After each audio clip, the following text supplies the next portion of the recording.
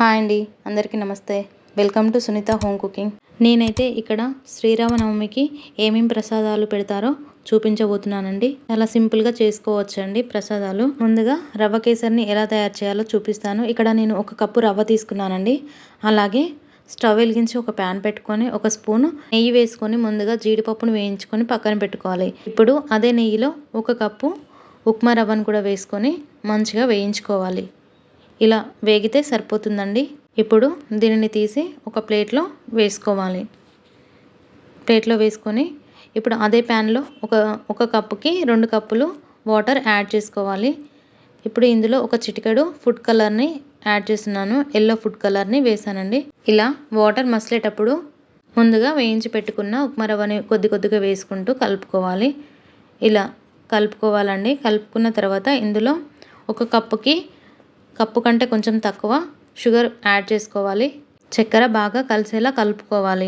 కలుపుతుంటే రవ్వ అనేది దగ్గర పడుతుంది. ఇప్పుడు లాస్ట్లో ముందుగా వేపి పెట్టుకున్న డ్రై ఫ్రూట్స్ని వేసుకొని అంతా బాగా కలుపుకోవాలి.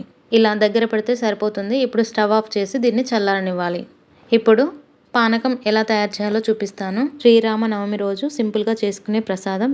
ఇక్కడ 1 కప్పు బెల్లాన్ని తీసుకున్నాను. ఇప్పుడు 1 గ్లాస్ వాటర్ని వేసుకొని అంతా ఒకసారి కలుపుకోవాలి. ఈ బెల్లం మొత్తం కరిగేదాకా ఒక హాఫ్ అన్ అవర్ పక్కన పెట్టుకోవాలి. ఇప్పుడు ఇలా కరిగింది కదా, ఇప్పుడు దీన్ని ఒక స్ట్రైనర్ తీసుకొని ఒకసారి వడకట్టుకోవాలి.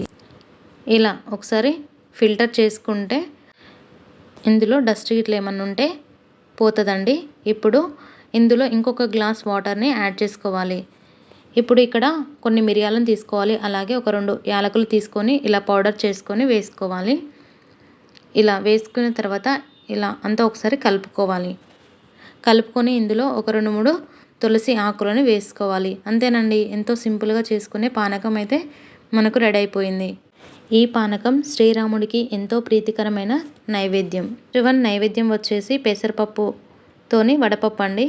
ఇలా 1 గంట సేపు నానబెట్టుకొని ఇలా ఒక బౌల్లో వేసుకొని ఒక చిన్న బెల్లం ముక్క పెట్టారంటే వడపప్పు రెడీ అయిపోతుంది. ఇలా శ్రీరామనవమి రోజు చేసుకునే సింపుల్ ప్రసాదాలు.